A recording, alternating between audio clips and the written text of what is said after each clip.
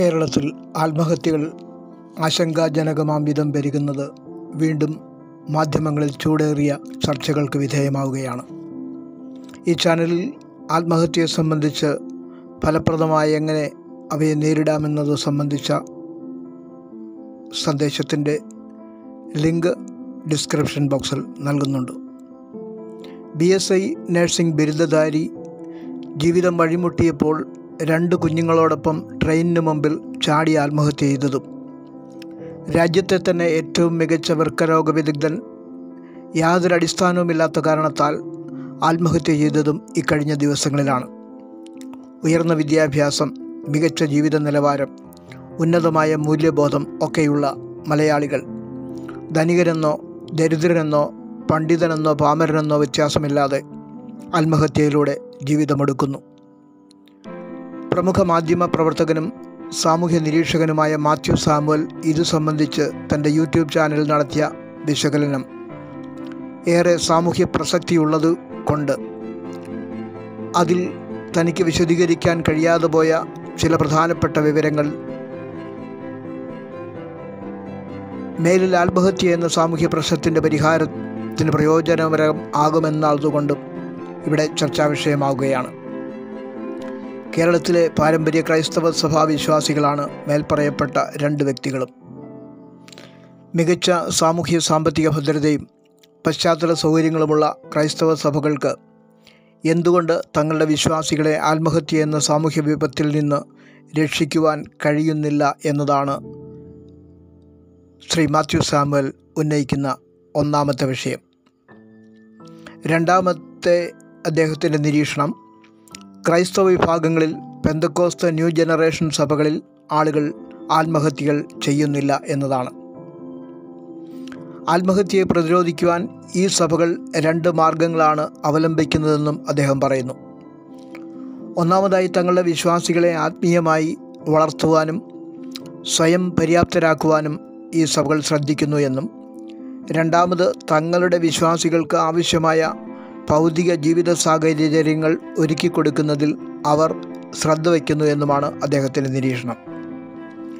വസ്തുതാപരമായി ഈ നിരീക്ഷണങ്ങൾ ഏറെക്കുറെ ശരിയാണെങ്കിലും പെന്തക്കോസ്ത് വിശ്വാസികളിൽ ആത്മഹത്യകൾ ഇല്ലാതിരിക്കുന്നതിൻ്റെ അടിസ്ഥാന കാരണങ്ങൾ മറ്റു ചിലതുകൂടിയുണ്ട്. അവ എന്തൊക്കെയുണ്ടെന്ന് നോക്കാം. കേരളത്തിലെ പെന്തക്കോസ്ത് ന്യൂ ജനറേഷൻ സഭകളിൽ ഭൂരിപക്ഷവും ശക്തമായ സാമ്പത്തിക അടിത്തറയോ ഭൗതിക പശ്ചാത്തല സൗകര്യങ്ങളോ ഉള്ളവയല്ല.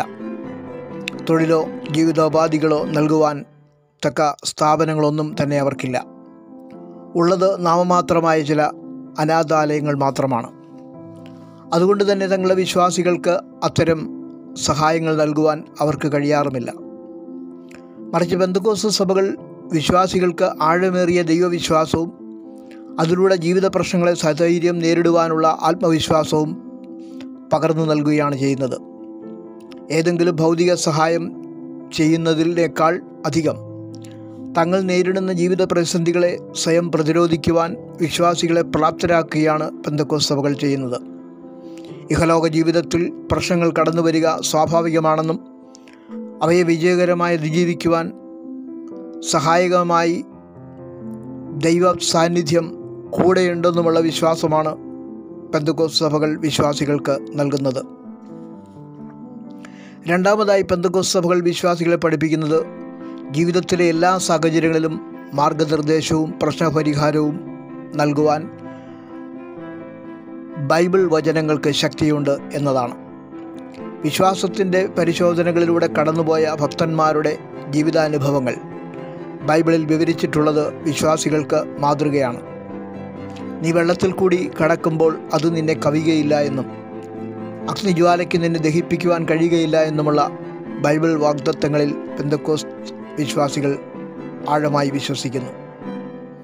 സിംഹങ്ങളുടെ വായടയ്ക്കുവാനും തീയുടെ ബലത്തെ കെടുത്തുവാനും ദൈവം ഭക്തനു വേണ്ടി ഇറങ്ങി വരുമെന്ന പെന്തക്കോസ്ത് വിശ്വാസികളുടെ ആത്മധൈര്യം വിശ്വാസത്തിലൂടെ പകർന്ന് നൽകപ്പെട്ടതാണ്.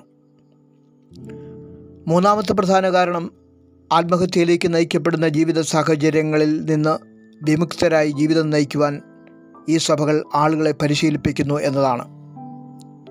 കൂടുതൽ ആത്മഹത്യകളും സാമ്പത്തിക തകർച്ച മുഖാന്തരമാണ് നടക്കുന്നത്. പെന്തക്കോസ്ത് വിശ്വാസികൾ പൊതുവെ സാമ്പത്തിക അച്ചടക്കം പാലിക്കുന്നവരാണ്. ദ്രവ്യാഗ്രഹം, അമിതമായ ഉപഭോഗാസക്തി എന്നിവ പാപമാണെന്ന് സഭകൾ വിശ്വാസികളെ പഠിപ്പിക്കുന്നു. ഇത് തങ്ങളുടെ പരിമിതമായ ജീവിത സാഹചര്യങ്ങളിൽ പോലും സംതൃപ്തരായി ജീവിക്കുവാൻ വിശ്വാസികളെ പരിശീലിപ്പിക്കുന്നു. നാലാമതായി, ആത്മഹത്യയ്ക്ക് ഏറ്റവും അധികം കാരണമാകുന്നത് വിവാഹ ജീവിതത്തിലും കുടുംബ ബന്ധങ്ങളിലും ഉണ്ടാകുന്ന വിള്ളലുകളും പിഴകളുമാണ്. പെന്തക്കോസ്ത് സഭകൾ കെട്ടുറപ്പുള്ള കുടുംബജീവിതം കെട്ടിപ്പടുക്കുന്നതിൽ ബദ്ധശ്രദ്ധരാണ്. വചനപ്രകാരം ഭക്തരുടെ കുടുംബജീവിതം എങ്ങനെ നയിക്കപ്പെടണമെന്ന് സഭ പഠിപ്പിക്കുന്നു.